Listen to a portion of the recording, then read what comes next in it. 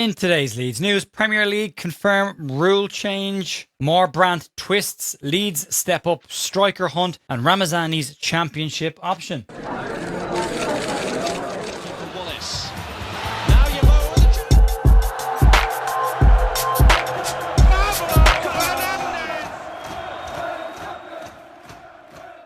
Wednesday, the 29th of July, with your Leeds United news. Jay here at the Leeds View. Duties Monday to Friday, along with a weekend transfer wrap up and 2 podcasts a week. I hope you've all had a really good week so far.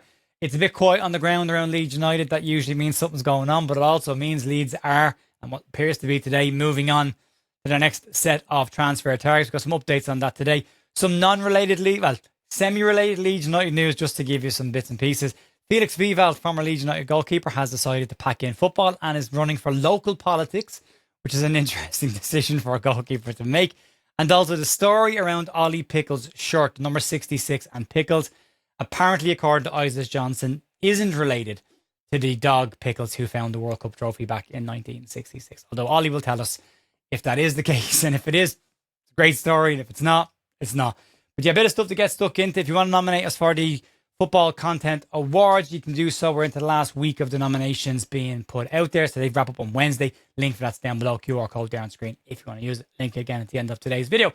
Let's start off with a Premier League rule change. Well, it's more than one Premier League rule change, but it's definitely a rule change, one of them that we'll all be very happy to see in, and glad to see the back of one of the most frustrating parts of last season. The supposed end to the goalkeeper tactical timeout is on the horizon if the FA's plan works out the way that they hope it will.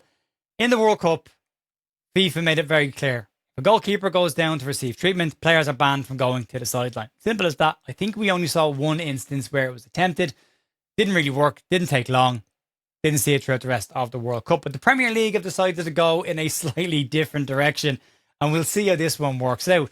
From the start of this season, if a goalkeeper needs on-pitch treatment, their manager, Mikel Arteta, Enzo Maresca, will have 10 seconds to nominate an outfield player to come off the pitch for a minimum of 1 minute, and they'll have that 10 seconds to inform the fourth official of who that is going to be. If no nomination is done within that time frame, the captain will be the one to come off the pitch for a minimum of 1 minute. Interesting to see how that one works out. We all saw this last year. It was incredibly frustrating. We saw it with Donnarumma. We saw it against Sunderland. We also saw it in the FA Cup semi-final against Chelsea. But there were countless examples of this throughout the Premier League last year, as every single side pushed to try and get some form of a tactical advantage or break up momentum. Now, the FA's statement on this frames it as closing the loophole, saying that this rule, as they put it, is designed to address occasions where goalkeeper injuries have been used to disrupt momentum, slow the game down, or create opportunities for tactical instructions. Now, they do stress in this that any genuine injuries will still be taken seriously and given proper treatment. And there are sensible exceptions to this. They said that it will be collisions with outfield players and blood injuries. Now, what's a real injury and what's not a real injury when a goalkeeper collides with an outfield player? Are we going to see a raft of fake head injuries coming in, which is, for me, the one to keep an eye on? But it is a good attempt, if nothing else, to try and close this loophole. But you would imagine they'll all be frantically trying to figure out what the next loophole is in order to try and get around this.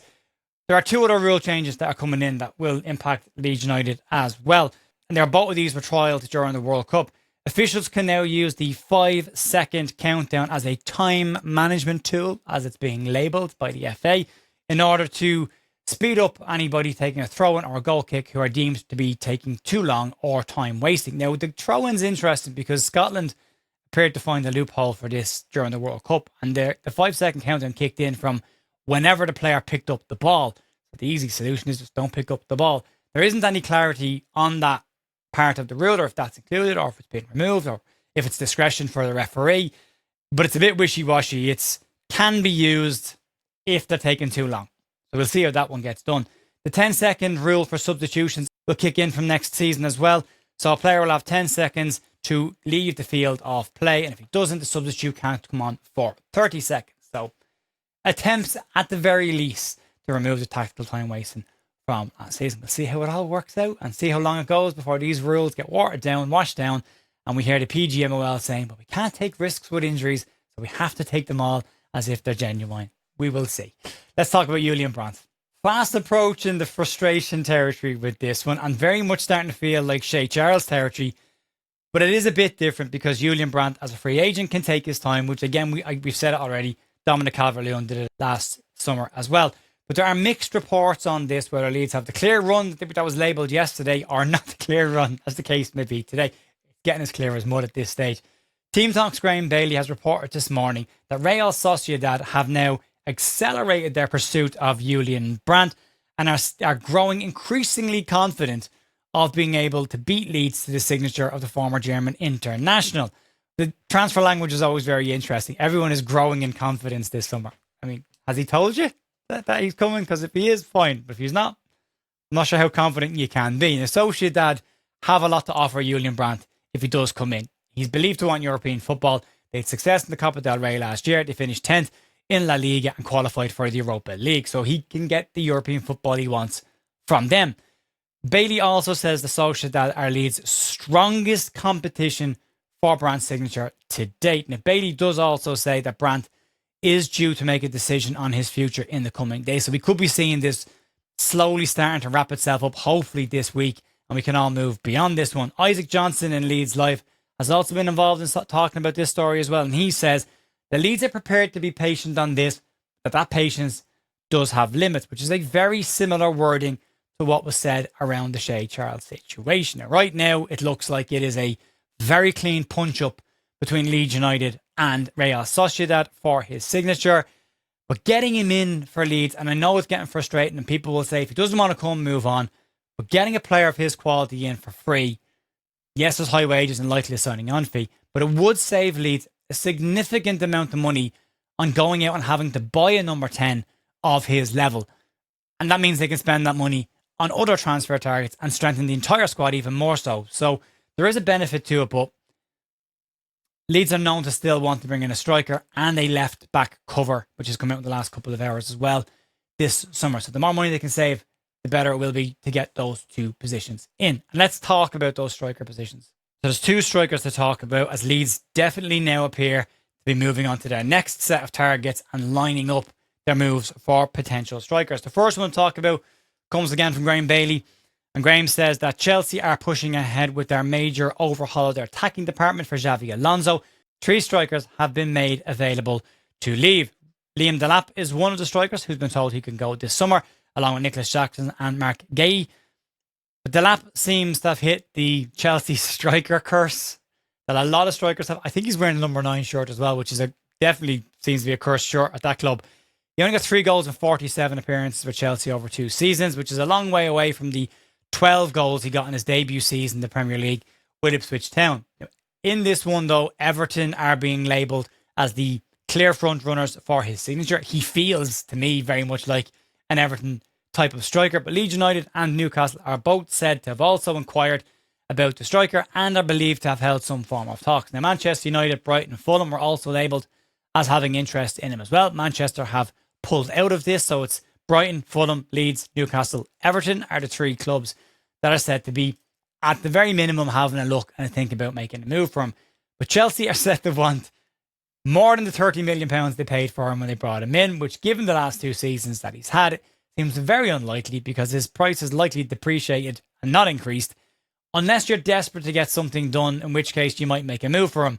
And everyone's looking at Newcastle in this situation. The second striker that's probably more interesting and worth talking about is Carlos Espí. He was mentioned in passing yesterday as part of what Graham Smith said about him. But if reports in Spain are to be believed, this one could be developing rather quickly. Graham Smith described him as a player that Leeds liked, might be on a short list, but wasn't someone they were actively pursuing right now, which was exactly the same language we heard when Tarek Muharramovic moved to Leeds United just a couple of days after that was put out there. If suggestions in Spain are to be believed, and this is what's been reported right now in Spain, Espí is expected to move, and when he moves, it's expected to happen very quickly. Espí was left out of Levante's matchday squad for their friendly against Al Qadsiya to protect him from an injury and damaging any prospect of an exit. Levante have said to already have moved on and preparing for his exit.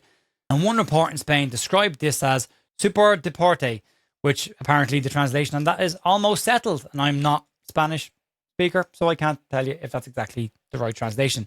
But Espí has got a release clause of £21.4 million. And in these reports in Spain, it's claimed that one of the clubs chasing him is willing to pay that release clause right now and get it done as quickly as they can to avoid anybody else getting involved. The clubs that are being linked with him right now are Leeds, Ipswich, Hull and Bologna.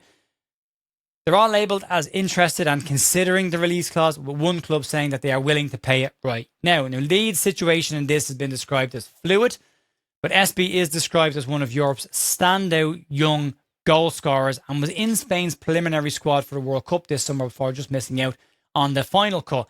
This does feel very Leedsy. I mean Leedsy in a positive sense right now.